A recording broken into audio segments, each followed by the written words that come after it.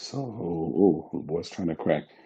Good. I guess I should say it is technically morning. So, good morning, everyone.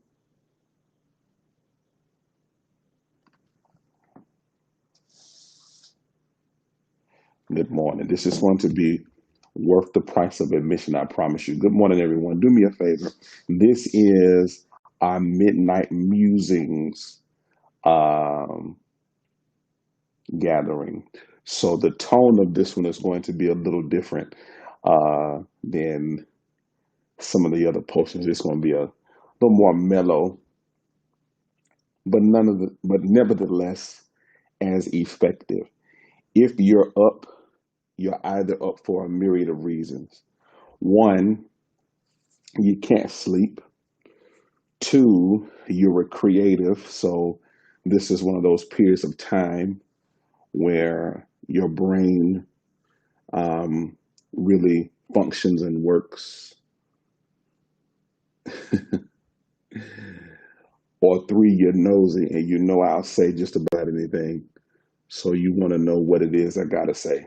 Whatever reason you're here, welcome, and it's going to be worth the price of admission. I want you to do me a favor in our Midnight Musings gathering. Two things I want you to do. The first thing I want you to do is in the comment section, I want you to write hashtag Midnight Musings, MIDNIGHTMUSINGS, Midnight Musings. Second thing I want you to do is I want you to go ahead and share this stream with all of your followers. Go ahead and do that. You're already up. You already clicked on the link. I know you want to know what I got to say because you know what's going to come out of his mouth tonight. And Culp is speaking. So go ahead and do that. Go ahead and type something to me. Let me know you in here. Don't be nosy. It is improper to come in someone's house and not speak to them. So go ahead and let me know that you're listening, that you're on. I want to talk to you tonight. Go ahead and do that. Let me know if you can hear me. Don't be embarrassed. It's all right. Hey, Queen, Midnight Musings.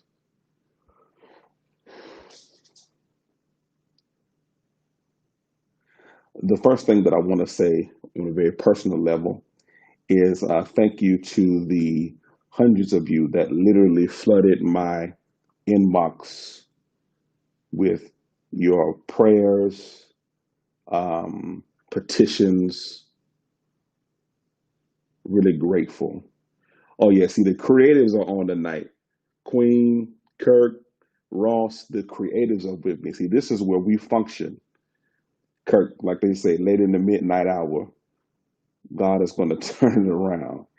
It's in this time, this changing of the day, that many of us get some of our best, brilliant ideas. And so, for a long time now, I've been chronicling midnight musings via Facebook, just via the script. Tonight, I decided to do it via video. Let me plug two things while I'm on here.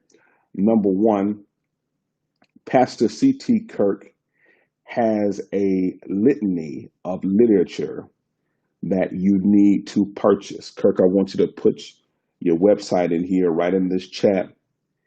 He is not only a preacher, but he is a historian.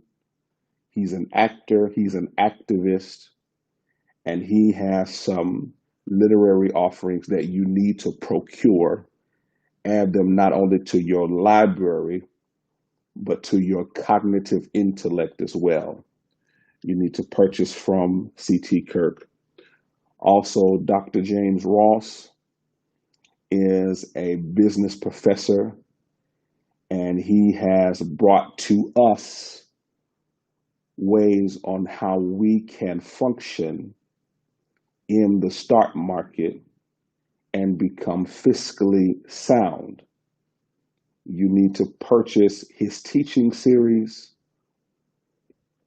where he literally breaks down how to function in the market so that you can put your money to work for you.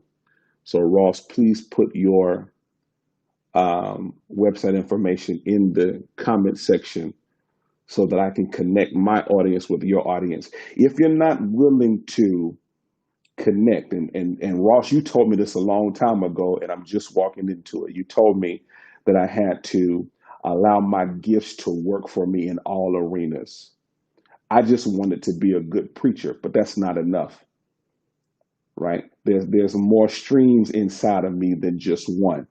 And even if the stream of preaching and speaking is a primary stream, outside of that, other things have to flow. All right? Good. Y'all say something to me now. This is midnight music. I know you got your phone in your hand. You're laying in the bed. You're probably trying to be quiet. Some of you are working at work on third shift. Hey, Crystal. So if you're in here, say something to me. Tonight, and Kirk and Ross, y'all make sure y'all post that information. Um, I want to talk about improper expectation. I want to talk about improper expectation and the danger of having expectations that exceed your own personal willingness to meet a standard worthy of the expectation you set. Let me say that again. I want to talk about improper expectations. There is a danger in having expectations for people when you have not properly vetted that expectation towards the person whom you're expecting that thing from. And many of us have experienced heartache because people have not met our expectation. And the expectation that we have was never properly vetted before we started expecting this. Let me unpack this a little bit. I've been seeing all over social media different memes and different thoughts about what people want from a mate, what people want from a job, what people want in life. And what I've learned is, Queen, that people have these expectations. They have these lists of things that people, places, and things must meet, criteria that people, places, and things must meet before they will bring themselves to a thing. A person has to have boom, boom, boom. A place has to have boom, boom, boom. A mentor must be boom, boom, boom. And there's nothing wrong with expectation,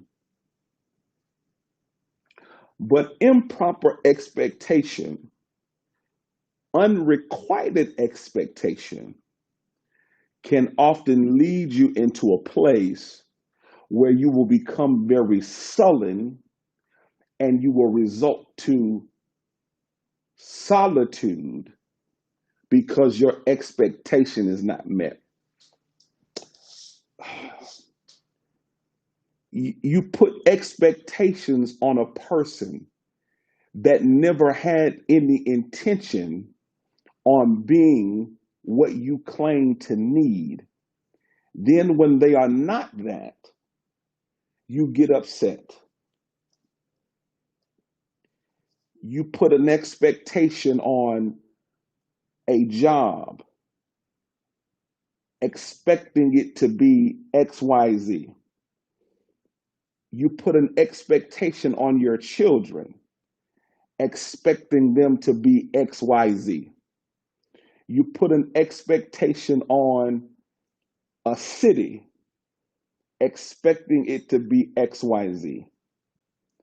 And then when these things fail you, when they fail to meet your expectation, you begin to blame the entity.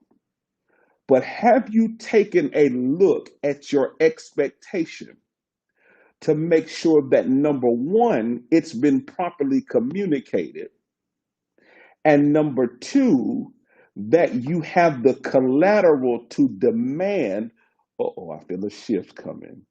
That you have the collateral and the investment in that person, place, or thing to make a demand of your expectation. You cannot make a demand of expectation in a place where you have made no investment. Can I say that again?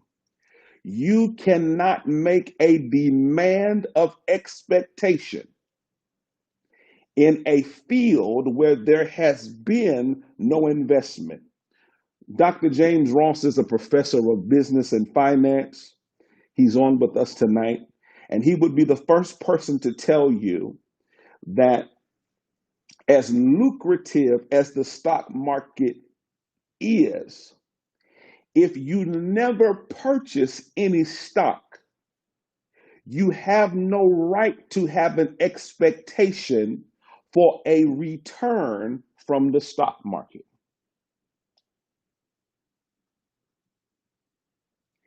If you have not invested, and watch this, can I say it like this? One of the things that Dr. Ross states explicitly as he's teaching new students is he tells them you have to expect loss. Part of the problem when we are dealing with expectations amongst each other is that we have an expectation that the person we are placing our expectation on will never disappoint us. We have these illusions that if someone loves you, they will never disappoint you. That if someone cares, if y'all are in here, y'all say something back to me because I like dialogue. So y'all talk back to me. Type something in this chat so I know that you're in here. Don't sneak in here and not say hey to me. We have expectations of people, places, and things,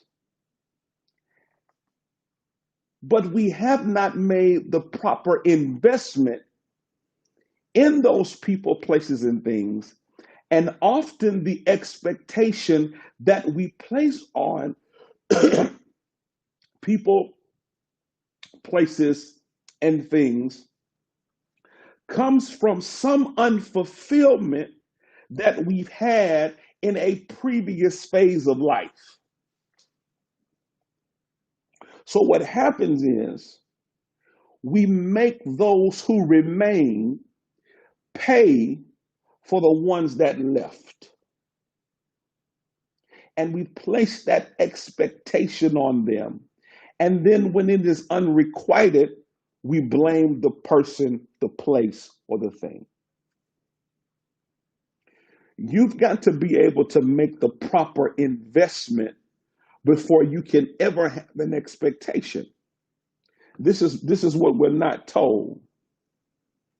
You cannot have expectation where there has been no investment. How can you meet someone brand new and expect them to meet all of these criteria when you yourself have not proven or placed any investment in the person, the place, or the thing? It's improper to expect a return on a place where you have not made an investment. Say it again. It is improper to expect a return in a place where you have not made an investment. And investing, true investing, and Dr. James Ross is going to teach me how to invest in the market. True investing often means you invest far before you see a return. But we often have the reverse. We have expectation in people, places, and things where we've placed no investment. And then we become disillusioned when the place we made no investment yields no return. Can I tell you this for all of you that are up midnight musing, and this is just the musings of Terrence L. Culp. When I take a look back at my life and I look at many of the disappointments that I have suffered, many of those disappointments came because I placed an expectation on a person, a place, or a thing that I had not properly invested in. Y'all hearing me? And I got disillusioned because the place I made no investment did not yield a return, but it's not supposed to. If you are not making the proper investment, you cannot have an expectation.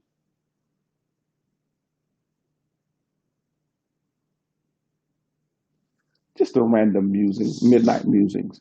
I want you to think about that as you go through your life, as you're dealing with loved ones, as you are moving in business.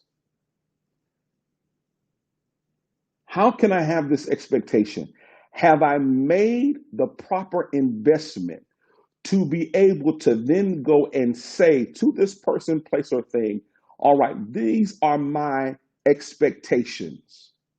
And watch this, the person, place, or thing that you have expectation of then has to come into agreement with your expectation, or there is no true covenant. You can expect the person to be X, Y, and Z, but if they haven't agreed to be that, then you cannot be angry with them with it when it does not become what you expected it to become. I saw a quote on someone's social media, and it said something that pricked me. And it said, and I'm paraphrasing, the kind of love that I want is the kind of love where I do not have to tell my partner what I want. And I thought, how selfish is that? How selfish and how egotistical is it for you to expect someone who is partnering with you in life to be able to know without communication what you need in the moment?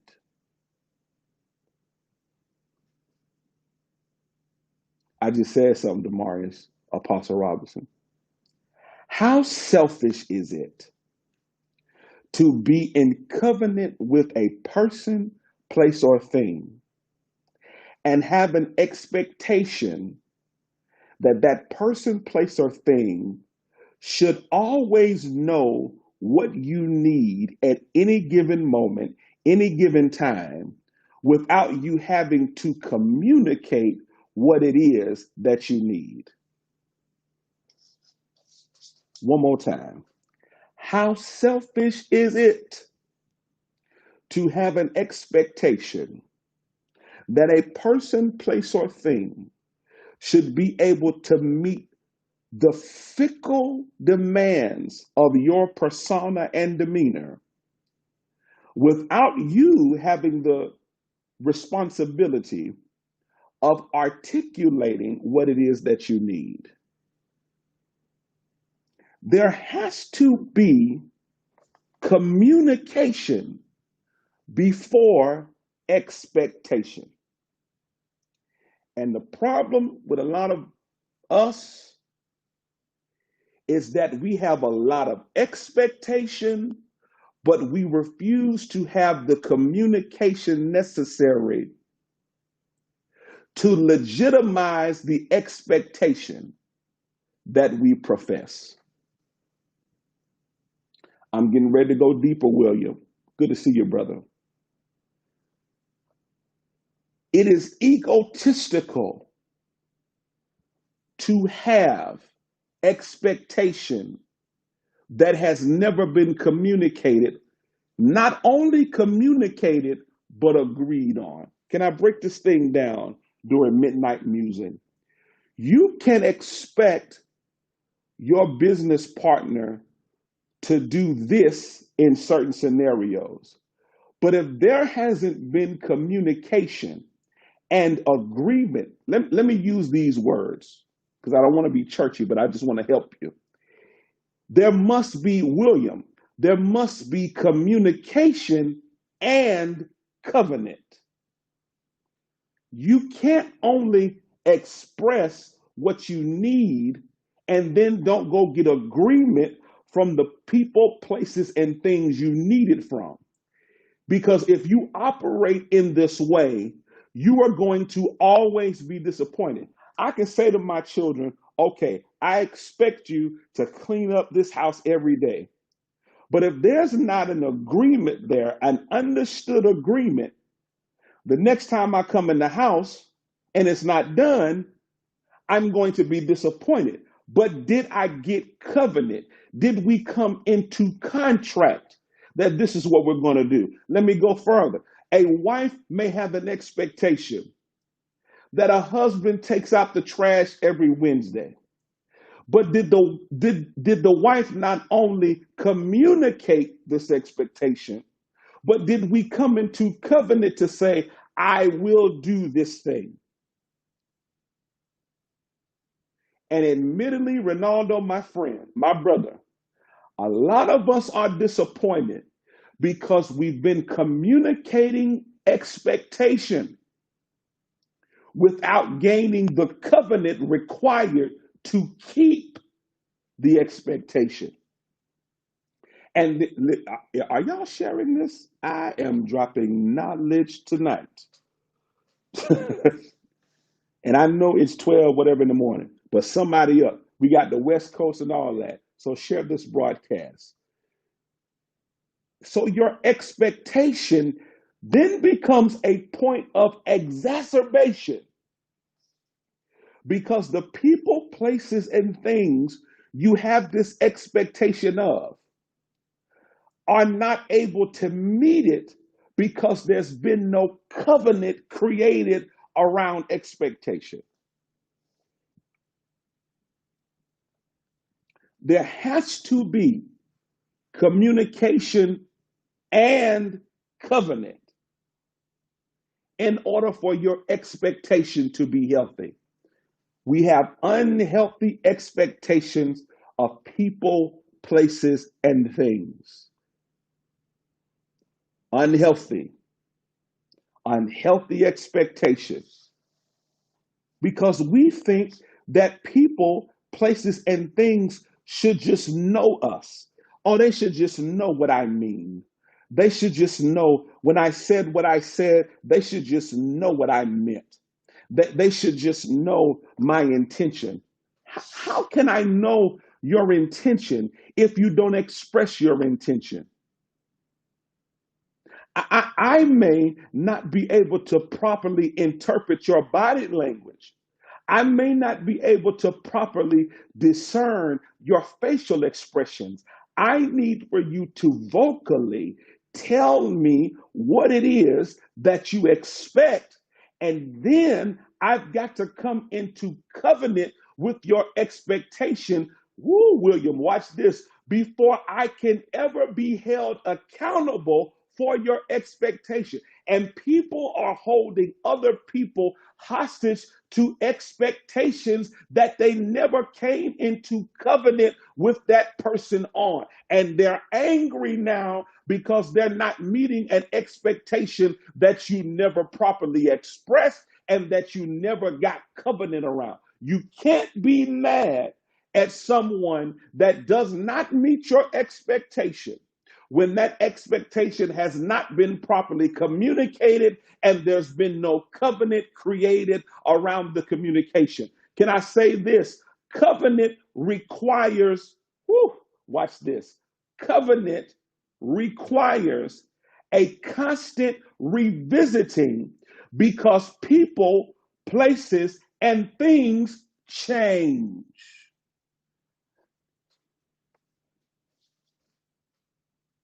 When you first got, it's midnight music, so I'm going to talk about it.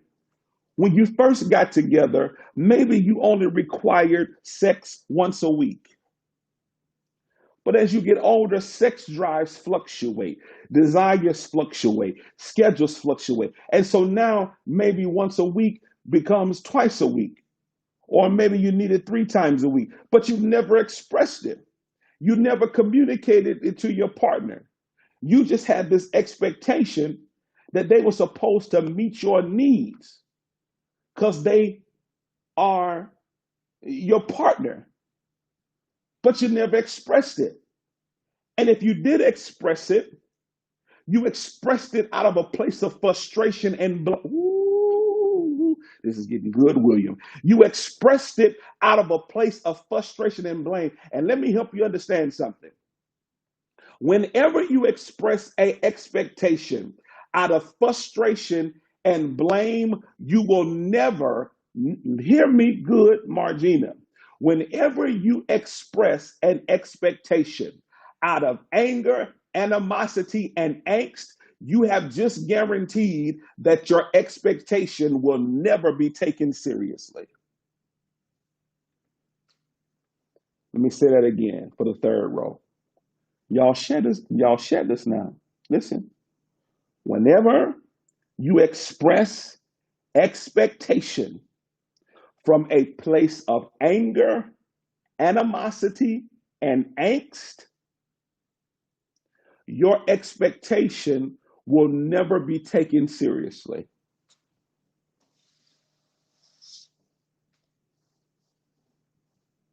You need communication and covenant in order to have healthy expectation.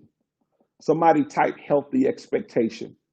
It is foolish. And I'm going to say this publicly. And if you got this posted on your page, I'm not talking to you personally, I'm talking to the world. You are a fool if you think you're going to ever find a person that just magically knows what you need any moment, any time of the day. You better open your mouth and express what you need in the moment, understanding that the needs of a person, place, or thing will, can, and should change based on the moment and the environment. You better open up your mouth and have communication about what it is that you expect instead of sitting on the sideline, stewing, and being angry because your expectation is not being met. You better open your mouth and say to your partner that this is my expectation. Are you willing to meet it? If the answer is yes, you come in the covenant. If the answer is no, then you need to rethink the commitment. And sometimes your expectation is not honorable because you haven't made the investment to demand such an expectation. Let me give you an example. William, can I give you an example? It is improper to expect a person whom you've made no investment in, who you spent no significant time with, who you have not shown reciprocity. It is improper to expect that person to then turn around and give you the best of themselves when you have not given the best of yourself.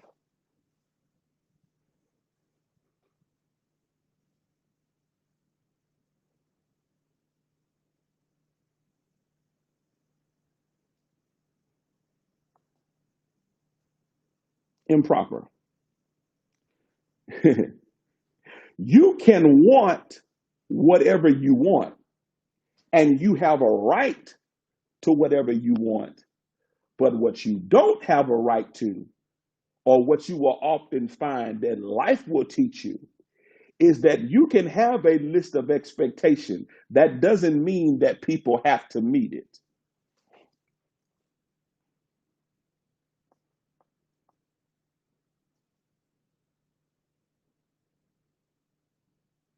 William, I can't tell you how many times when I was growing up, when I tried to shape myself to the expectation of people, thinking that somehow if I shape myself to their expectation, that this would cause them to love me. And you know what happened?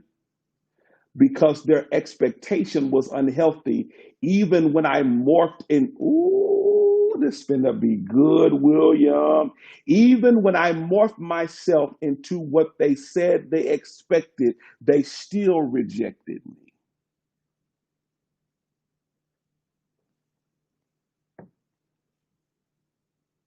Tell me what's wrong. Why not, why him and not me? Why him and not me? And okay, well, you want a man that does this. Okay, well, let me do this. You want a man that does this. Okay, let me do. And I shaped William and shifted myself to become what they told me they wanted. And then when I presented the finished package of their expectation, they took one look at this package that they said they want, and they still rejected it. You know why? Because it didn't matter that I had shaped myself to their expectation. I was not the package that they I was not the package that they wanted.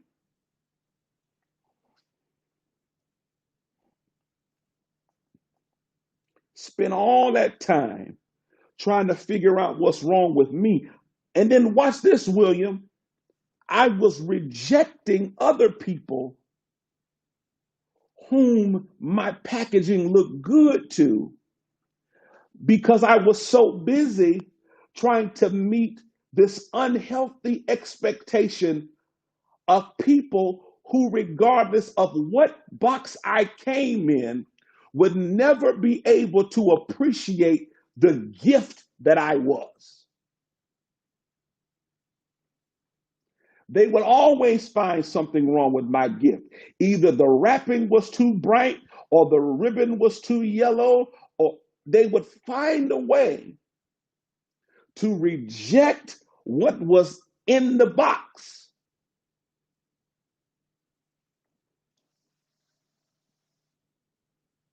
We shifted now, William. Kids in margin, y'all better shut this broadcast night with this midnight music now. This midnight music. How many of you attempted to appease the expectations of a person that even after you became what they claimed they needed in order to make covenant with you, they still rejected you? Not just people, places, and things as well. You started dressing like they said you needed to dress. You started speaking like they said you needed to speak. You started eating like they said you needed to eat. All of these things you did to meet someone's expectation. And when you did all of this thinking that meeting their expectation would cause them to finally, finally see the value in them, they still rejected you. And watch this, they went and gave their affection and adoration to someone or something that did not meet any of the expectation. And you're sitting back looking like, how in the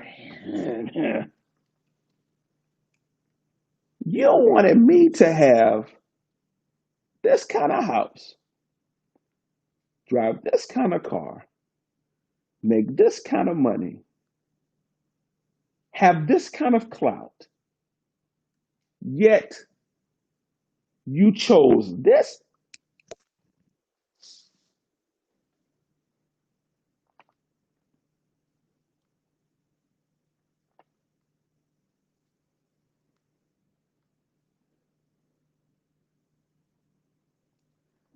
Let me help you tonight be free from unhealthy expectation and be free from unexpressed expectation. Communication plus covenant equals fulfillment.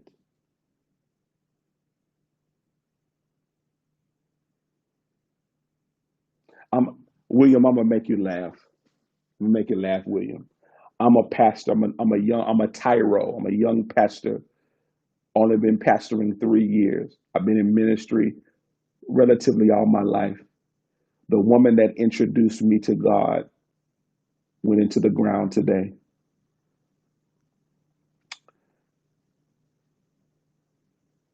And I'm still figuring out what being a pastor is. At today's funeral, the two most influential forces in my life from a pastoral perspective shared the same pulpit. My uncle, Bishop Carwell Culp, and the pastor of my home church, who's been my pastor since 1987, the Reverend Dr. Charles A. Woods. I tell the story, William, Margina, Kizzy, because everything that I knew about pastoring came from a foundation of watching these two men pastor. And I saw them selflessly give of themselves and make themselves available to people and pay people's bills and all this kind of, I've seen all of that. So when I became a pastor, I emulated, and I still do, I emulated them. And I had some people that walked away from my church, several reasons. One person said I didn't dress in the traditional way of a pastor, so they couldn't get with that. Other people didn't like that. Yeah, two perfect role models. Perfect role models. Yes. Yes. Love those two men. Yes. Other people told me, um, you're not communicative enough to pastor me.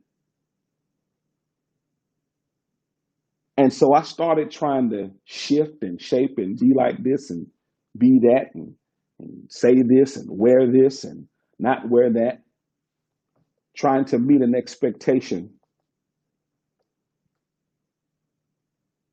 And I've gotten to the point now, William and Margina, that I understand that for some people, you simply will never be enough. And you've got to be okay. Oh, William, Margina, let me drop this on you. You've got to be grown enough to understand that for some people, you will never be their choice, but that doesn't mean you're not chosen. There are some people I will never be their choice. I don't care. It wouldn't matter how much notoriety I have, how eloquent I speak, how handsome I am, how boisterous and bold and compassionate and charismatic I am. I will never be their choice. And that ain't my problem. I used to try to figure out, I remember the first major heartbreak I ever had. I went to the girl and I said, tell me, tell me what I can do to to to to to make this right, to make you want me again. And she said something that should have freed me. She said, it's not you.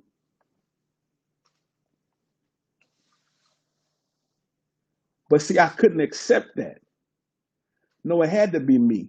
Maybe maybe my clothes weren't good enough.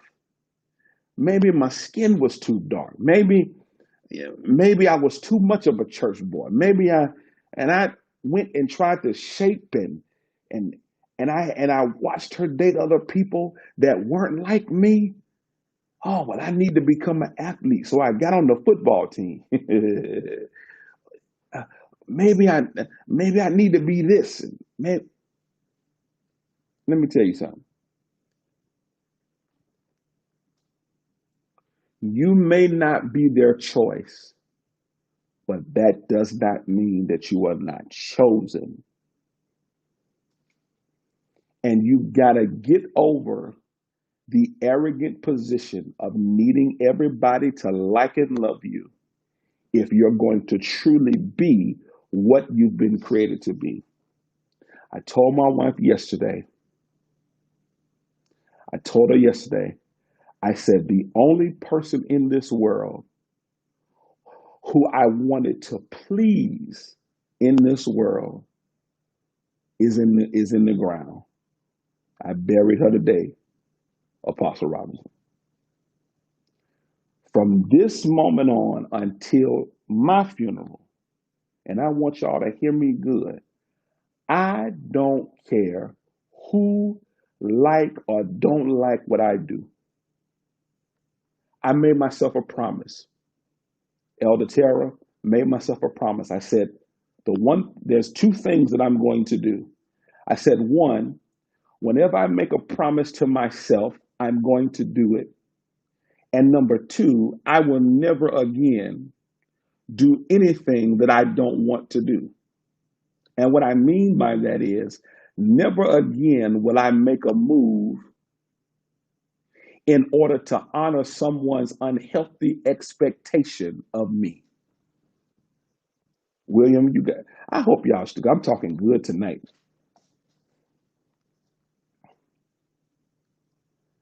I don't care who you are.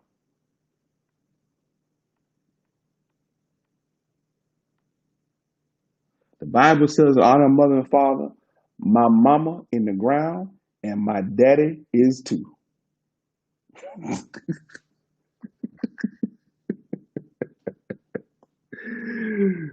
I have no one else whom I have to prove anything to. My mama gave me a gift in her passing.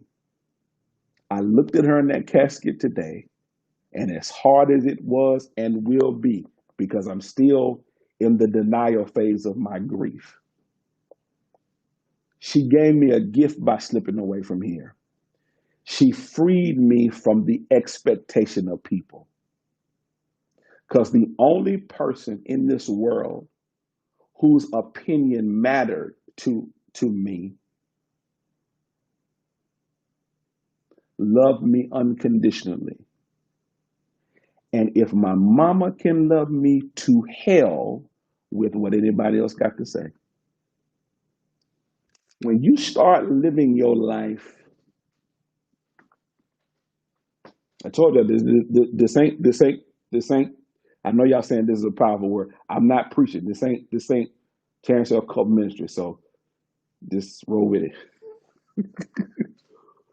When you begin to live your life to fulfill your own dreams and desires, you will truly begin to live.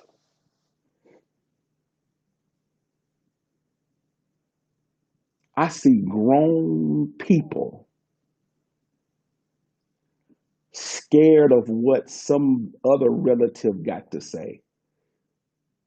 Oh, I can't do this because I don't give.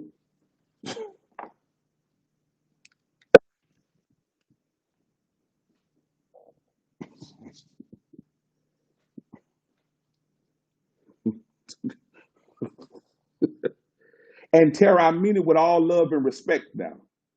But I don't, you can say whatever you want to say about Terrence L. Culp. I don't care. That is the expectation that I have for myself. Is not to care anymore about about what anybody thinks. Let me tell you, I had people comment on my nose ring. Y'all see it? Comment on my earrings, tattoos, pictures that I post on social media. Ain't he a pastor? He did unfollow and unfriend if it bothers you. It's just that simple. Because I'm not changing for you. Because I don't expect anyone to change for me. If you're in my life, as long as your behavior is not harmful to me, I have no expectation for you to change. If you ain't harming me and you ain't harming yourself, I'm cool with it. One of my brothers in Christ, y'all know I'm transparent. One of my brothers in Christ called me and said, hey man, I was just checking on you, making sure you good. You posted a picture of yourself and it looked like you was in the bed. I said I was.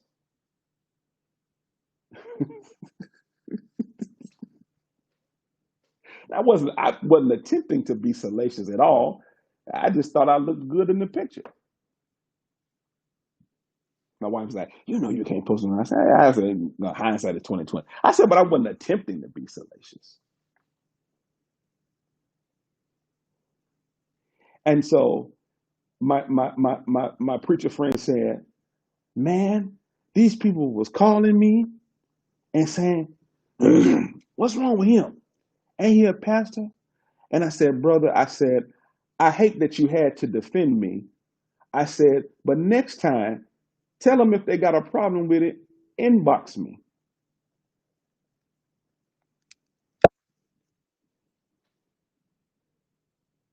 Because Tara, I'm in a season where I can respectfully tell you to go to hell and still be saved.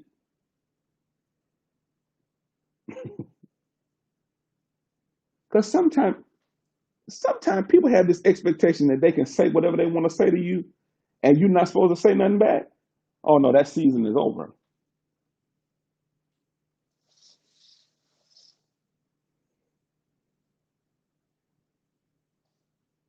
You sitting here with all this distress on your chest because you trying not to say nothing. Man, listen, nah, I'm good. Respectfully, William. Respectfully. You respectfully. If you bold enough to come into my space and offer your opinion about what I should be doing with my life, when you have not contributed to my life, you have not um, uh, put in. Again, it's about investment.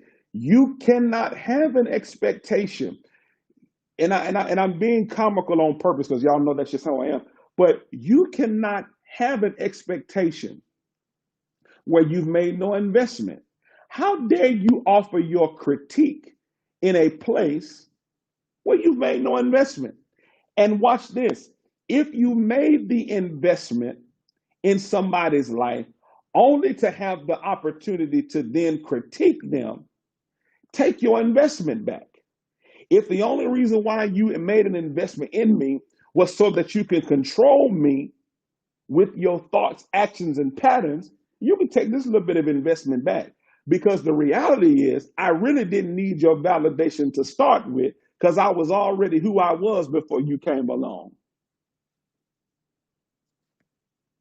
My mama was telling me a story today, and you'll hear me talk about mama. And my grandmother raised me, so she's mama to me, right? I still have my biological mom, who now is mama.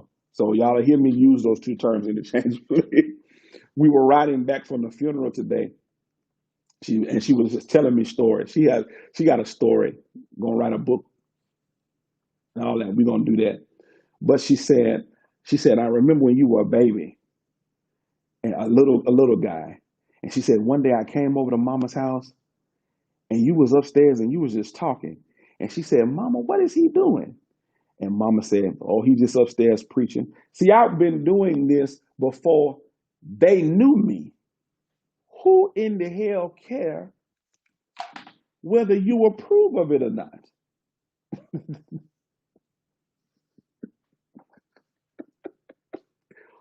care. And I know people are gonna be like, he cussing up it. You said worse in your text thread. You said worse in your snap in your DM. So don't try Jesus. Don't try me.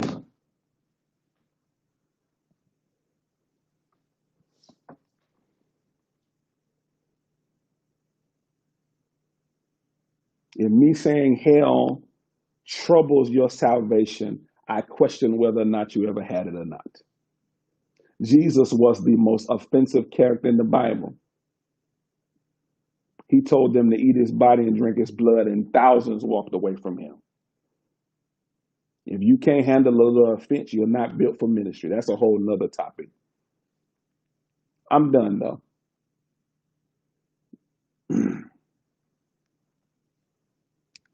People trying to police people's behavior and action. You shouldn't say that. You shouldn't. Listen, when I put my mom in the ground today, I told my wife last night, I said, listen, I said, this is a new season for me because the only person whose approval I should have been trying to gain is gone. Everybody else is secondary.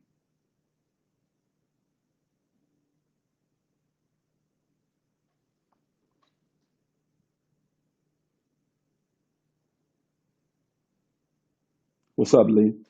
Everybody else is secondary. And I'm saying this because for a significant period of my life, Ronaldo said the cussing pastor. ah, no, but for a significant portion of my life, and Tara, you knew me when I was in college. For a significant portion of my life, I tried so hard to to live a life that was pleasing not to God but to people because I wanted people to affirm me. Never again. You like it, cool. If you don't, then that's okay too.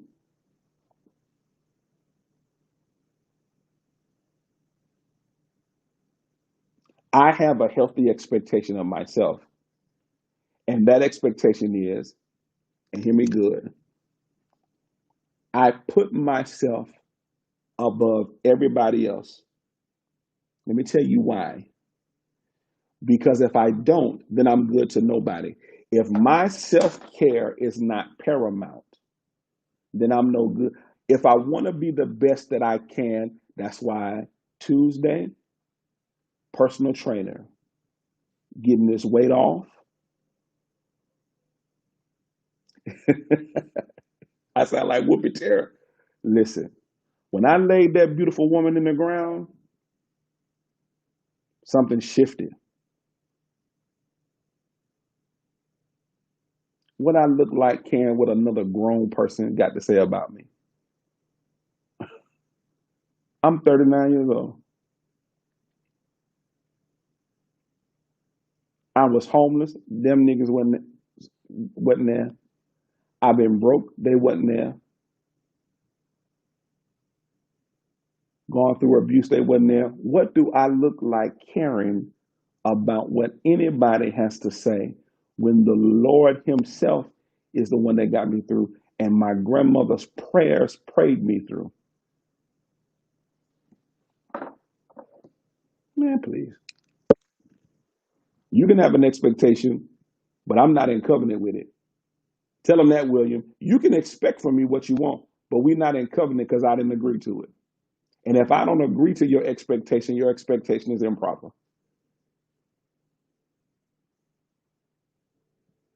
One last story, and I'll let you go. I was thinking about my grandmother's day at the funeral, and my mama was telling me. My mama was, hey Rico, prophet. My grandmother was telling, my mama was telling me a story about when she was violently attacked in her youth, in her 20s. And the doctor, when my mama came to, they told her that she was either going to die or she was going to be a vegetable. Now, for any of you that know Alfreda Geraldine Culp, you'll know that number one, she's not dead. Number two, she's not a vegetable. If you think I'm something, you should see where I get it from. The doctor, when my mama woke up from this beating that her former lover gave her, told her that my grandmama had been on her knees praying for 4 hours straight. And in the second hour of my grandmama's prayer, my mama's body began to regulate. That's the legacy that I laid to rest today. And I know those prayers are still reverberating around heaven. So ain't nothing nobody can say to me that's going to impact me ever again. Be free, children. Be free from the improper expectation. Why are you trying to live out somebody's expectation when you did not agree to that? Why? I say this now. Why are you attempting to live out expectation that you didn't? And why can I say this and I'll let you go? Even if you agreed to it initially, you have the right to revisit it. Because there's some things that I would agree to at 20 that at 30 I wouldn't agree with. There's some things at 30 that I would agree with that at 40 I won't be able to agree with because we change. Just because you said that you were okay with it on yesterday doesn't mean you have to be okay with it today. And anybody that's not willing to allow you to revisit your covenant and to revisit your commitment and make adjustments to it based on the situation is manipulative, and they don't love you like they profess to. I know you said for better or for worse, but we got to revisit this and come to a new covenant on where we are in this phase of our lives. Because at 20, it was sex and smiles. At 30s, it was babies and baths. At 40, we're dealing with different things. So we got to come back and revisit the covenant and make sure that our expectation is proper. This has been Midnight Musings. I hope you enjoyed. I hope I made you laugh. I hope I made you think. Whenever you see Culp speaking, come on. Make sure you come on. And remember, when I'm on this platform, it's not the pastor. So you may hear some stuff that ain't necessarily pastoral, but it'll bless your life. I love you.